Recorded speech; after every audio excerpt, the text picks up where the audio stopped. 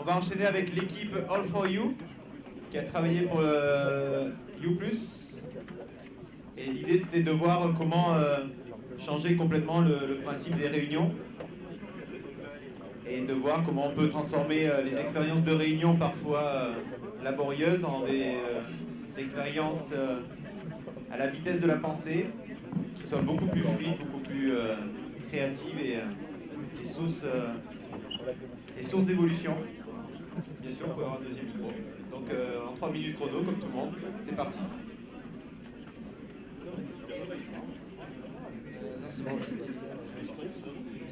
Bonjour tout le monde, nous allons vous présenter le concept du meeting 2.0.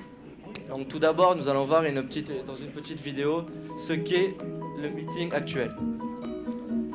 Donc tout d'abord, vous voyez que tout se passe bien. Et au fur et à mesure que le temps avance, on se rend compte qu'il va commencer à avoir des petits problèmes. L'incompréhension, par exemple.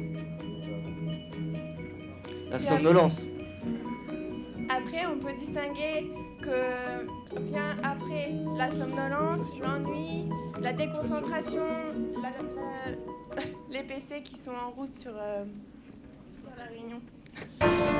Maintenant, le but c'est de complètement oublier tout ce qu'on a actuellement. Les meetings actuels, vous oubliez tout ça. Vous ouvrez votre esprit et nous, ce qu'on vous propose, c'est une expérience unique. C'est vivre l'instant présent.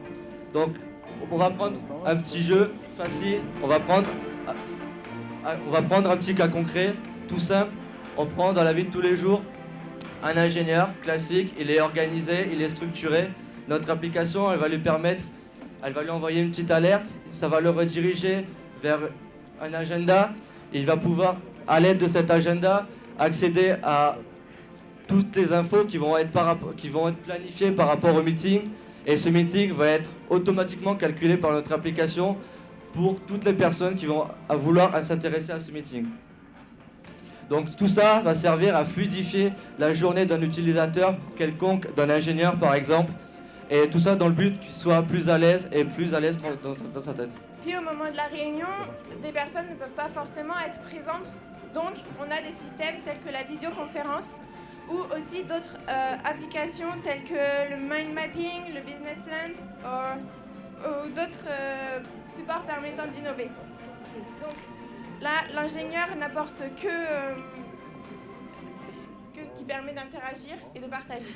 Dans un autre temps, on va avoir tout ce qui est évolution dans un futur proche. Actuellement, on va pouvoir, par exemple, à l'aide de technologies, simplifier, amplifier tout ce qui va être utile pour l'utilisateur, mais au service de l'utilisateur. Donc, par exemple, des tablettes, on va pouvoir utiliser des technologies comme des capteurs sensoriels qui vont permettre de déterminer l'état physique, psychologique, pouvoir interagir directement avec l'utilisateur, avec toutes les personnes membres du public et de l'assistance.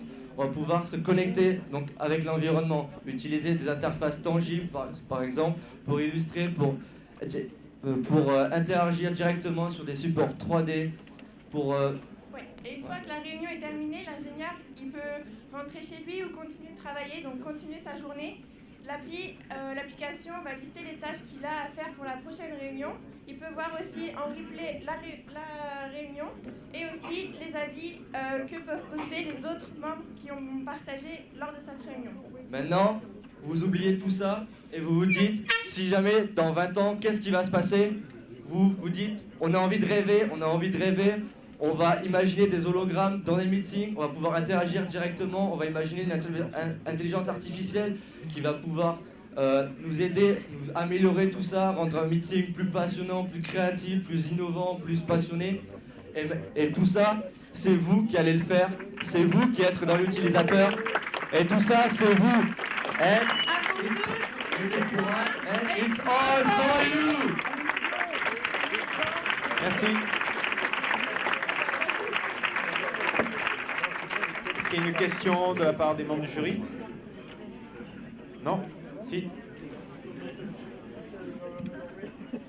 Vous allez avoir un choc en devenant vraiment ingénieur.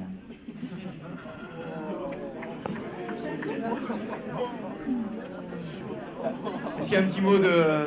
Arnaud? Alors juste un petit mot très rapide, un grand merci à eux parce que j'étais au cœur d'une expérience passionnante. L'idée de départ, c'était de partir du fait que l'innovation est en vous, donc c'est ce que je leur explique au départ. Et ce qui était très marrant, c'est qu'en 24 heures, ils se sont rendus compte que tout seul, on est limité, et qu'en partageant, en étant dans l'innovation collaborative, et bien en fin de compte, l'innovation, elle est en nous tous. Et donc du coup, voilà, c'est ce qu'ils ont ressenti, et je suis très content qu'ils aient vécu ça, ils l'ont fait vivre. Donc un grand merci. Je profite aussi de faire un grand merci à Jérémy Le Gardeur, qui est un ami personnel, à Joanne Dascon, Erika Savoie et toute l'équipe des 24 heures, car c'est un grand moment d'innovation humaine. Merci.